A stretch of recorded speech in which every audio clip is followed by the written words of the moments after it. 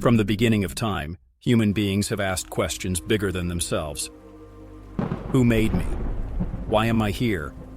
What happens after I die? These questions are so universal that they appear in every age, every culture, and every civilization, no matter how primitive or advanced. It is as if human beings are born with a thirst for domination, a pull towards something higher. This raises one of the deepest questions about our nature. Are we naturally religious, born with an innate recognition of the divine? Or is religion simply a cultural invention, taught to us by parents and shaped by societies? Now, I will explain how different religions and modern science interpret this topic. In Islam, the answer is very clear and profound. The question of whether humans are naturally religious or simply products of culture is answered with the concept of fitrah. The Qur'an tells us that every human being is born with an innate nature that leans toward truth, purity, and the recognition of Allah. This fitrah is like a compass placed in the heart, pointing us instinctively toward the one who created us. In Surah Ar-Rum, Allah says, "Set your face to the religion, inclining to truth, the fitrah of Allah upon which He has created mankind. There is no change in the creation of Allah." This shows that belief in God is not something foreign or learned, but part of the human essence. It is as natural as breathing. The Prophet Muhammad made this even clearer when he said, "Every child is born upon the fitrah, then his parents make him a Jew or Christian or Magian."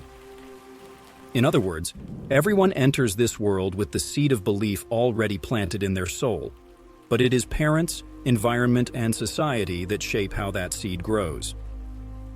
If nurtured, the fitrah blossoms into faith. If suppressed, it can be buried under layers of culture, desire, or false teachings. This explains why some people are religious, others follow different traditions, and some deny God altogether. The truth is still within them, but it is covered, just as the word kafir in Arabic literally means to cover. The Qur'an also reminds us of a pledge made long before we entered this earthly life. In Surah Al-A'raf, Allah says, "And when your Lord took from the children of Adam, from their loins, their descendants, and made them testify of themselves, 'Am I not your Lord?' They said, 'Yes, we testify.' This, lest you should say on the day of resurrection, 'Indeed, we were unaware of this.'" According to Islamic scholars, this event occurred in the realm of souls, when every human being bore witness to the lordship of Allah. Though we do not consciously recall this covenant, the memory of it lingers in the soul. This is why, in moments of desperation or crisis, even those who deny God instinctively cry out for help. Their fitrah is awakening, echoing that ancient testimony. Ibn Taymiyyah explained that fitrah is the natural ability to know and worship Allah, but it becomes corrupted when external influences overpower it. Imam al-Ghazali described the human heart as pure and impressionable, like a white sheet ready to be written upon, but inclined toward truth unless diverted. Ibn Qayyim compared fitrah to eyesight. The eyes have the natural capacity to see, but they require light to function. Similarly, the soul has the natural capacity to believe in Allah, but revelation is the light that allows this vision to manifest clearly. This is why the Qur'an repeatedly calls itself a dhikr, reminder. For example, in Surah Sad 38:87, "It is nothing but a reminder to the worlds." The message of Islam is not introducing something foreign to humanity, but awakening and reminding the soul of what it already knows. This perspective also explains why belief in the divine is universal across cultures and ages. Whether it was the Egyptians with their sense of an afterlife, the Greeks with their philosophical search for the first cause, or native tribes with their reverence for the Great Spirit. Humanity has always shown a natural tendency toward the transcendent. From an Islamic view, these are traces of the fitrah, though sometimes distorted by cultural layers, myths, and misguidance. Allah says in Surah Al-Isra, "The seven heavens and the earth and whatever is in them exalt him, and there is not a thing except that it exalts him with praise, but you do not understand their way of exalting." This universal remembrance is reflected in the human heart as well. The contrast with other traditions is striking. Christianity often speaks of original sin, teaching that humanity inherits the sin of Adam and must be redeemed through Jesus Christ. Islam, however, rejects this. Instead, it emphasizes that humans are born pure, free of sin, and with a natural inclination toward their Creator. Surah Al-Tin 95:4 declares, "We have certainly created man in the best of stature. If people go astray, it is due to forgetting or covering this truth, not because of inherent guilt." Similarly, Hinduism speaks of the eternal soul, Atman, seeking liberation, while Buddhism speaks of enlightenment as the way to end suffering. Islam acknowledges that these yearnings reflect the human search for the divine, but it clarifies that the true object of that search is Allah, as placed in every heart. This Islamic view is profoundly hopeful. It means no human being is born evil or beyond redemption. Every newborn enters the world with a pure heart, ready to know Allah. It also means that atheism or disbelief is not natural, but a suppression of truth. And when someone discovers faith or returns to God, they are not adopting something new, but coming back to what their soul always knew. This is why Islam calls itself Deen al-Fitrah, the religion of natural disposition. It is a return, not a departure. And when the believer remembers Allah, he is not creating a new connection, but reviving the oldest and deepest memory within his soul. Am I not your Lord? Yes, we testify. Surah Al-A'raf. Now there comes a very interesting question. Does modern science provide any verified evidence for this? Modern science has increasingly uncovered evidence that belief in God is not simply a matter of cultural training, but is deeply wired into the human mind. Cognitive scientists of religion, such as Justin Barrett, argue that children are naturally predisposed to believe in a creator. Studies show that children, even without religious teaching, tend to assume the world was intentionally designed and that events have purpose. For example, research by psychologist Deborah Kellerman found that children as young as 5 explain natural phenomena with purpose-based reasoning, saying things like, "Rocks are pointy so animals won't sit on them," or "The sun is hot so we can stay warm." This natural teleological thinking, the assumption of purpose and design, is remarkably consistent with the Islamic concept of fitrah. The Qur'an tells us that belief in Allah is part of our innate design. So set your face toward the religion, inclining to truth, the fitrah of Allah upon which He has created mankind. Surah Ar-Rum 30:30. Modern neuroscience suggests that this is not metaphorical. Humans appear to be hardwired for God. Brain imaging studies have found that when people pray, meditate, or reflect on the divine, certain areas of the brain activate in a way that produces feelings of peace, transcendence, and connectedness.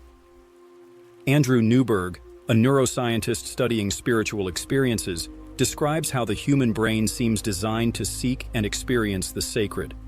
This aligns perfectly with Islam's claim that our very nature was created to recognize and connect with Allah. From an evolutionary psychology perspective, some argue that religious belief evolved as a survival mechanism, fostering cooperation, morality, and social cohesion.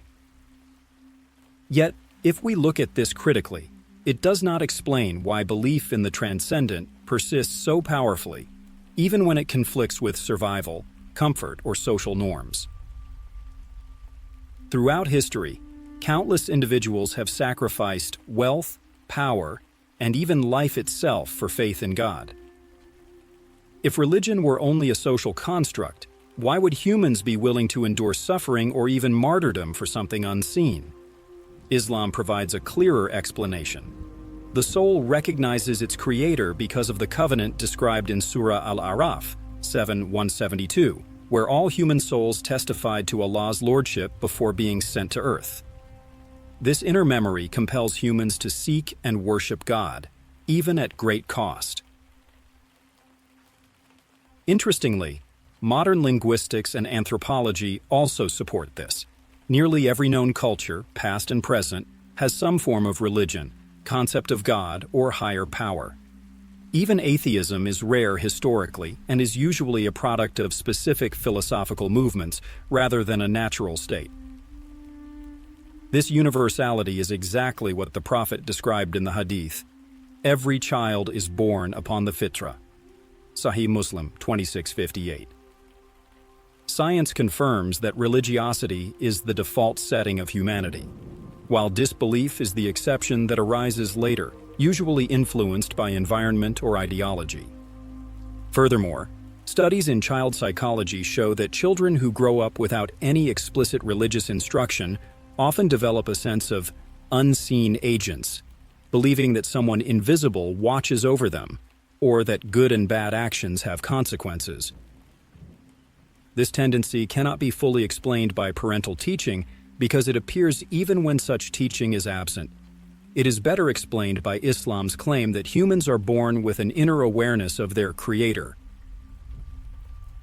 In short, modern science, whether in psychology, neuroscience, or anthropology, increasingly points to the conclusion that humans are not blank slates shaped only by culture, but rather come into the world with a built-in orientation toward belief. This scientific evidence beautifully supports the Quranic declaration that fitrah is real, that human beings are designed by Allah to know Him, remember Him, and find peace in Him. Culture may distort or redirect this tendency, but the innate truth remains. As Allah says in Surah Al-An'am, 6:122, "Is one who was dead, and we gave him life, and made for him light, by which to walk among the people like one who is in darkness, never to emerge therefrom?" The light here is the guidance that awakens the fitrah, which modern science is only now beginning to recognize as part of the human design. In Christianity, the belief that human beings are naturally inclined toward God is very central. Christians hold that this longing for God is not a product of imagination or mere cultural traditions, but a gift placed in every heart by God Himself. This is quite similar to the Islamic concept of fitrah. In the book of Genesis, when Adam and Eve are created, they are not just given life, they are given direct communion with God. God walks with them in the Garden of Eden, Genesis 3:8, which symbolizes that closeness to God is part of the original human design. This sets the tone. Human beings are made for God, and separation from Him creates a restlessness that every generation feels. The Old Testament repeatedly shows this theme. The Psalms are full of prayers expressing a natural human yearning for God. For example, Psalm 42:1-2 says, "As the deer pants for streams of water, so my soul pants for you, my God. My soul thirsts for God, for the living God. When can I go and meet with God?" This powerful image tells us that just like animals cannot live without water, humans cannot truly live without connection to God. This thirst is natural. It is not taught. It is built into the soul. Later in Ecclesiastes 3:11 we read, "He has made everything beautiful in its time. He has also set eternity in the human heart. Yet no one can fathom what God has done from beginning to end."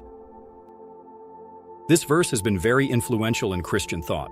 It means that every person carries an awareness of eternity, a sense that life is not limited to this world. Deep down, people feel that there is something beyond, that death is not the end. This longing for eternity is proof, according to Christians, that humans are naturally directed toward God, who is eternal. The New Testament also emphasizes this idea. In Romans 2:14-15, Paul explains that even those who never received the law of Moses still show evidence of it in their lives. He writes, They show that the requirements of the law are written on their hearts, their consciences also bearing witness, and their thoughts sometimes accusing them, and at other times defending them. Here Paul is describing the conscience, the inner moral compass that every human has.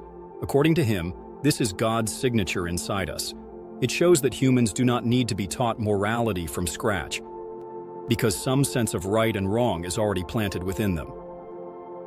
This is very close to the Islamic concept of fitrah, where every child is born naturally inclined to belief in God. St. Augustine, one of the greatest Christian thinkers, put this into beautiful words. In his Confessions he prayed, "You have made us for yourself, O Lord, and our hearts are restless until they rest in you." For Augustine, the fact that people keep chasing wealth, power, or pleasure but never feel satisfied is proof that humans are naturally oriented toward God. Nothing else can bring true peace because we were designed for Him. Later, St. Thomas Aquinas, a great medieval theologian, expanded on this idea. He argued that humans naturally seek happiness, but not just any happiness. They seek the ultimate, perfect happiness that never fades. He explained that this ultimate happiness cannot be found in material things, fame, or even human love, because all these things are temporary. True and perfect happiness can only be found in God, who is eternal. Aquinas believed that this constant human search for something more, something infinite, shows that humans are made to seek God by nature. At the same time, Christianity also explains why some people reject or ignore God. In Romans 1:19-20, Paul writes, "Since what may be known about God is plain to them, because God has made it plain to them. For since the creation of the world, God's invisible qualities, His eternal power and divine nature, have been clearly seen, being understood from what has been made, so that people are without excuse." This means that the existence of God is clear through the beauty and order of creation. Nature itself, with its complexity and harmony, points to a creator. But Paul adds that some people suppress this truth because of pride, sin, or worldly desires. So, according to Christianity, humans are born naturally religious, but their surroundings, temptations, and choices can cover up this natural awareness. The Church Fathers also use the idea of logos spermatikos, seeds of the Word, especially Justin Martyr. He argued that since Christ is the divine Word, small seeds of His truth exist in all people, even in those outside the Christian faith. This shows that the instinct for God is universal, not limited to one culture or one religion. In modern times, Christian writers have continued this line of thought. C.S. Lewis, one of the most famous Christian authors, explained in his book Mere Christianity that all humans feel a deep sense of moral obligation, a law that tells them they ought to behave a certain way, even when they don't want to. He called this the law of human nature. Lewis argued that this universal law cannot come from evolution or culture alone, because it is the same across different civilizations. He concluded that it comes from God, the Creator who planted this law inside us. Even Christian psychology supports this view. Some psychologists, like Viktor Frankl, observed that humans naturally seek meaning in life. Frankl called this the will to meaning, the drive to find purpose and significance in existence. For Christians, this search for meaning is another sign of the soul's longing for God. So when we look at Christianity in full, it paints a clear picture. Humans are not spiritual by accident or by culture alone. Instead, every person is created with an inner pull toward God. The Bible describes this as the law written on our hearts, the eternity planted in our souls, the thirst for living water, and the conscience that guides us. The early church fathers, medieval scholars, and modern Christian thinkers all agreed. Our hearts are restless until they rest in God. This restlessness, this longing, this deep hunger for the divine, is proof that humans are naturally religious beings, and culture can shape it, but not erase it. Now there comes a question, what Hinduism says about this subject. When we look at Hinduism, it gives us a very fascinating answer to whether humans are naturally religious or just trained by culture. Hindus believe that every human being is not just a body or a mind, but an eternal soul, the Atman. And this soul, they say, is not created when we're born, and it doesn't die when we die. It has always existed and will always exist. The Bhagavad Gita puts it beautifully. The soul is unborn, eternal, and everlasting. Gita 2:20. So from this perspective, being religious isn't something taught by parents or priests. It's something that's already built into the very core of who we are. In fact, Hindu philosophy teaches that the soul is actually part of God himself. The Upanishads say, Tat Tvam Asi, you are that. In other words, deep inside, every person is connected to the divine. This means that our longing for God isn't something society programs into us. It's something that naturally arises because the soul remembers where it came from. Even if someone grows up in a place where no religious rituals are taught, Hinduism says that inner spark, that feeling that there must be something higher, will still be there. There's another powerful idea in the Katha Upanishad. It says God made our senses face outward, so we're always distracted by the world outside. That's why people often don't notice the divine presence within. But once in a while, someone turns their attention inward and suddenly realizes God has been there all along. This explains why some people seem non-religious. It's not that they don't have faith, it's just hidden under layers of distraction. But when life gets hard, when someone is in pain, curious about the meaning of life, or longing for truth, the heart naturally turns toward God. The Gita even says, 4 kinds of people turn to God: those in distress, those seeking wealth, the curious, and those searching for knowledge. Now, Hinduism also recognizes that culture does play a role. Culture decides how you worship, whether you bow before Shiva, sing songs to Krishna, pray to Devi, or sit in silent meditation. These are different outward forms, but the inner pull is the same. That's why the Rig Veda says, truth is one, but the wise call it by many names. Culture gives us names, rituals, and festivals, but the natural urge to seek God is already there in every person. Think about yoga too. It literally means union, the union of the soul with the divine. Patanjali, the great teacher of yoga, said that when we quiet the restless mind, our true nature, which is spiritual, shines through. This shows again that spirituality isn't something you have to add to yourself. It's something uncovered, like cleaning the dust off a mirror so it reflects light. Even the great epics of Hinduism tell this story. In the Mahabharata, when Draupadi is humiliated, she doesn't stop to think about culture or ritual. She simply cries out, Krishna, and immediately she is saved. In the Ramayana, when people are in distress, their first instinct is to call on Rama's name. These stories reflect what Hindus believe. In moments of truth, every soul remembers God, even if culture has never taught them how to pray. So, from the Hindu view, religion is not something made by culture. Yes, culture shapes the outer form, but the inner longing, that spark of devotion, that search for meaning, that natural sense of the divine, is already within every human being. It's part of the soul, and since the soul is eternal, so is this natural religiosity. So far we have explored whether humans are born religious or shaped by culture, through the lens of Islam, Christianity, Hinduism, and modern science. This time we dive into the bold and thought-provoking atheist perspective. Stay tuned till the end of the video. You'll be surprised at the conclusion this perspective brings. When we ask, are humans born religious, or later on, brainwashed by the society? The atheist answer takes us into a fascinating and sometimes unsettling journey.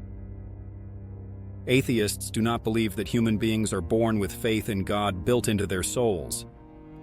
Instead, they argue that human beings are born with psychological tendencies, imagination, fear, curiosity, and the need for meaning, which make them highly receptive to religious ideas once society introduces them.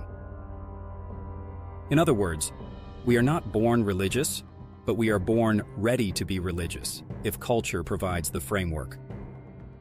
The first and simplest observation atheists make is geography.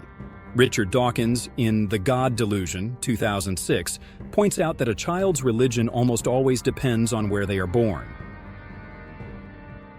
A baby born in Saudi Arabia will grow up Muslim, in India, Hindu, in Italy, Catholic, and in Japan, often Shinto, Buddhist, or secular.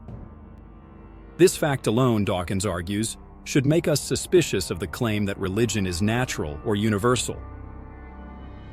If belief in God were truly inborn, why would it be so radically different from one region to another? Dawkins calls religion a cultural virus, passed from parents to children, just as language is. We inherit not truth, but tradition. But then comes the deeper question. If religion is not inborn, why does it feel so natural to humans? Why has every culture in history created gods, spirits, and rituals? This is where atheist philosophers and scientists bring psychology and evolution into the picture. Daniel Dennett, in Breaking the Spell, Religion as a Natural Phenomenon, 2006, argues that religion survives because it taps into natural features of the human brain. One of these features is what scientists call the hyperactive agency detection device. Imagine an early human at night hearing rustling in the bushes. If it is only the wind, but he assumes it's a predator, he loses nothing. If it is a predator and he ignores it, he could die. Evolution therefore favored people who assumed something is there, even when it wasn't. That survival instinct, always imagining agents behind events, over time made humans see gods in the thunder, spirits in the forest, and ancestors in the shadows. Pascal Boyer explains this in detail in Religion Explained: The Evolutionary Origins of Religious Thought, 2001. He shows that the same mental tools that help us survive also make us prone to religious belief. We remember stories better if they involve agents with special powers. We are quick to imagine invisible beings. We create explanations for events that feel purposeful. Boyer argues that religion is not taught into an empty mind. It is planted into soil that is already fertile with these instincts. Children make this even clearer. Psychologists like Justin Barrett, in his book Born Believers: The Science of Children's Religious Belief, 2012, show that children naturally think the world has purpose. They believe mountains exist so people can climb them, or that rivers exist to give us water. Religious people use this to argue that children are born with an instinct toward God. But atheists interpret it differently. Children are simply intuitive teleologists, meaning they automatically assign purpose to everything. This is not evidence of God, but evidence of how the brain evolved. Carl Sagan, in The Demon-Haunted World, 1995, beautifully described this tendency as our appetite for wonder, a hunger that religion often satisfies with myth, but which science can also satisfy with truth. Another key explanation is fear. Bertrand Russell, in Why I Am Not a Christian, 1927, argued that religion was born out of fear. Fear of death, fear of nature, fear of the unknown. Death in particular is unbearable for many people. Religion softens it with the promise of eternal life, reincarnation, or paradise. But from the atheist point of view, this is wishful thinking. Comforting, yes, but not true. Religion, they argue, is humanity's way of denying the finality of death. Social survival also plays a role. Emil Durkheim, though not an atheist himself, wrote in The Elementary Forms of Religious Life, 1912, that religion is essentially a social creation. Shared rituals and shared gods give people unity and trust. A God who watches everything ensures moral behavior even when no human sees. Dennett, in Breaking the Spell, agrees with this but interprets it through an atheist lens. Religion was useful for social cohesion, but usefulness does not equal truth. Everyday examples reveal the cultural nature of religion. Think about Santa Claus. In Western cultures, almost every child believes in Santa with complete conviction. Why? Because parents, schools, movies, and traditions reinforce it. Eventually, children grow up and realize Santa is not real. Atheists argue that religion functions the same way. It is reinforced so strongly that many never stop believing, even as adults. The difference is not in the mechanism, but in how long society lets the illusion continue. Another example is geography itself. A Muslim in Lahore believes Islam is the only truth. A Hindu in Delhi feels the same about Hinduism. A Christian in Rome about Christianity. And a Buddhist in Kyoto about Buddhism. If all of these people are utterly convinced of their own truth, but believe in different gods, then conviction itself cannot be proof. It only shows that belief depends on culture. And then there are secular societies like Sweden, Denmark, and Japan, where whole generations grow up with little or no religion at all. Yet they live moral, happy, and meaningful lives. This shows that morality and purpose are not dependent on religion. They are human qualities. This is why atheists directly challenge the Islamic idea of fitrah, or the Christian idea of a God-shaped whole. Atheists say what appears to be an inborn instinct for God is in fact the brain's natural imagination combined with cultural conditioning. If fitrah were real, all humans would naturally gravitate to the same God. Instead, history is filled with thousands of gods and religions, each convincing to its followers, each claiming to be the ultimate truth. The diversity itself, atheists argue, is the evidence that religion is cultural. The atheist conclusion is unsettling, but it is consistent. Humans are not born religious. We are born curious, imaginative, fearful, and social.